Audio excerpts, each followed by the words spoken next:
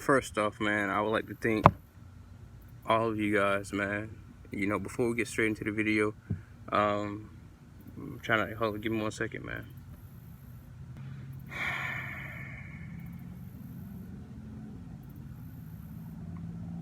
One second. I know, just 1 second. 1,000 subscribers, man.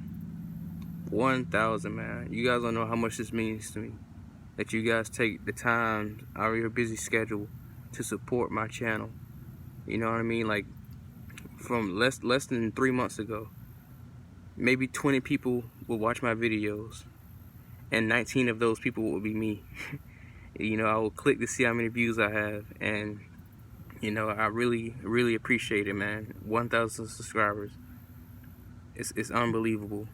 The next threshold we're gonna go aim for is 5K, and I don't expect that to happen within the next year, but let's do it, guys. This is not my channel. This is your channel. This is a channel where your voices can be heard, whether you disagree with me or whether you agree with me. You know what I mean? Express your opinions. Feel free to express your opinions. Be respectful, because at the end of the day, guys, we are all Chelsea fans. So please subscribe, like, share, and now that we got that out of the way, on to the video. I just want to start this video off by letting you know this badge right here, man. Players come, players go, but this badge never leaves. I don't care, no guy, no man, no person, nobody, not even Roman Abramovich himself is bigger than the badge. This badge will forever be ours. Nobody can take this from us, guys.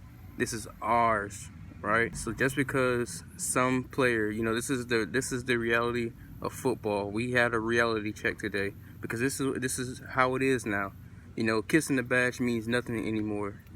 Loyalty means nothing anymore. Players go and, you know, say that they love a club. Players say that they love a club, they'll never leave a club, and then less than a week later, they're off to your biggest rivals. You know, this is a slightly different situation, but Fabian Delph did the same thing to Aston Villa. He was their captain, and he told them that he would never leave, right? And he left for City that same transfer window. As soon as the bid came in, he left, right?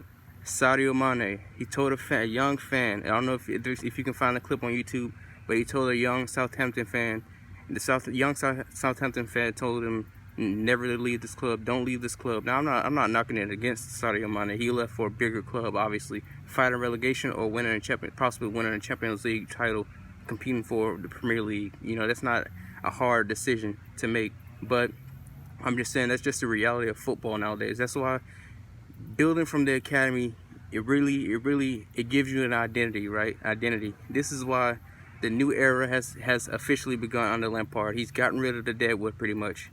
I'm pretty sure you guys are aware Drinkwater has went to Burnley on loan, and I expect more players, more deals to get done as the week goes on, right? The other leagues transfer windows are still open. I know the Italian one is still open till September, but Danny Drinkwater has left on loan to Burnley until January, so maybe Chelsea are hoping to bring him back, and maybe he impresses at Burnley and then we can sell him. That's what I'm thinking it is. But the Lampard effect is officially kicked off. David Luiz by many is regarded as our best defender, and for Lampard to stand his ground and say, look, I'm looking to play youth. I'm looking to pick Christensen, Zuma, and Rudiger, of course, when he gets back from injury, but more importantly, Zuma and Christensen over you, David. So he's put his stamp on the team, right? He's taking no nonsense, and he's letting it be known that the club comes first, right? This is the reason why we brought Lampard in, and so I'm fully behind Lampard. You know, I'm not going to be the one that slate David Luiz. I understand people's frustration, you know, but it's just the reality of football. Like I said, it's the reality of football. Players come, players go. Loyalty means nothing anymore. David Luiz has left for Arsenal, 8 million. That can end up being 10 million in bonuses, right? He will be earning the same thing that he earned at Chelsea. Only difference is that he will be playing not only Europa League football Thursday nights, but he'll also be playing consistently. He will be their best defender. And, you know, I don't know if this, I ask you guys the question, Does this tarnish his legacy? Is his legacy at Chelsea evaporated? The night in Munich, is that done, right? Is that forgotten about? You know, he's been there in some of our biggest moments. He was one of our best players under Conte, even though they had that falling out. His 16-17 season was his best season. So because he's left for Arsenal, and he's left Chelsea twice, right? The first time was more of him being forced out. I mean, when a club offers 50 million at the time, 50 million for a defender was ludicrous, right? And then Virgil van Dijk goes for however many he went for. I think it was like 100 million. It was $100 million at least. I don't know how much is that and translated into euros or pounds. I'm assuming it's about 80 to 90 million quid or euros. So yeah, but just to give you guys a bit of a roundup, the English transfer window has closed, but the players that have left are Izzy Brown has left for Izzy Brown, Danny Drinkwater has left for Burnley, and Chalobah has went to Huddersfield. I can't think of a team that Izzy Brown has went to. I have to recheck that, but only all of those are 1-year loans except for Danny Drinkwater. He will be returning to Chelsea in January, so you know, we'll see how that goes. I expect Zappacosta to leave, as you know, the Chelsea's official page has put Reece James into the official team, the squad, right? He's number 24, I believe, if I'm not mistaken. But correct me if I'm wrong. But yeah, David Luiz. How do you guys feel about David Luiz? Because I'm having mixed emotions. I'm not upset. I'm just confused because it just, you know, a player comes out and says all that stuff, all that PR, good, all the stuff you want to hear, right? You know, all the stuff you expect from a leader, a player that knows Chelsea, that you feel bleeds blue, right? He's like, he would never leave. If he had to leave Chelsea, he would never leave to go to Arsenal or Tottenham. You know what I mean?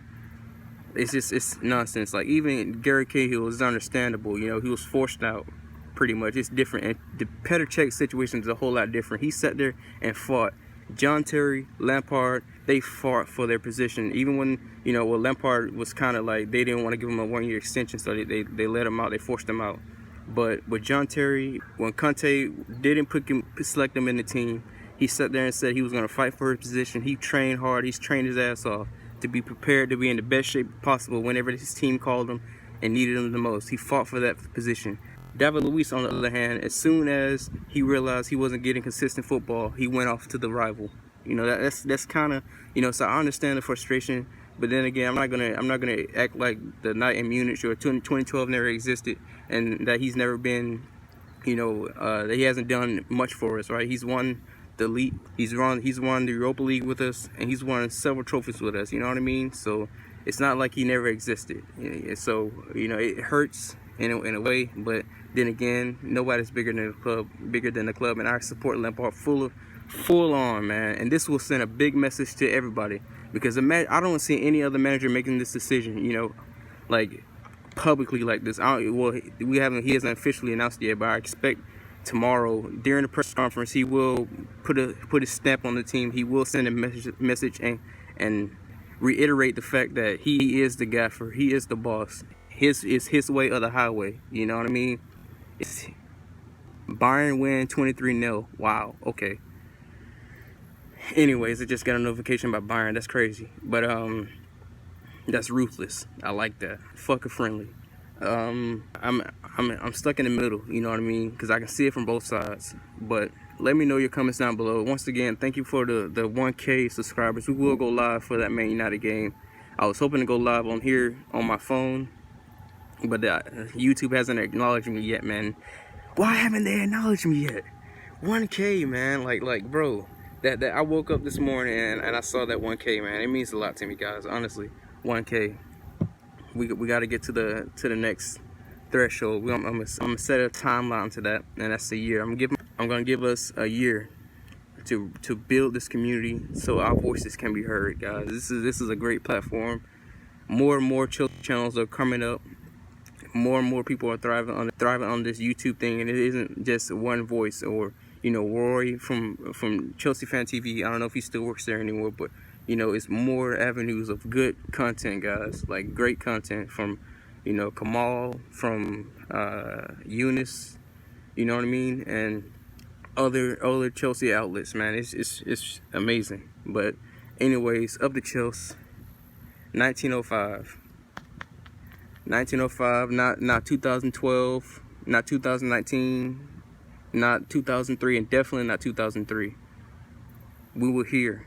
This badge was here in 1905, and it will forever be here. When I go, anybody goes. But the reality of football is, this badge means more to the fans than anyone else, right? It's just the reality of football. The players, all they care about is their wages and their personal gains, and it is what it is. It's player power.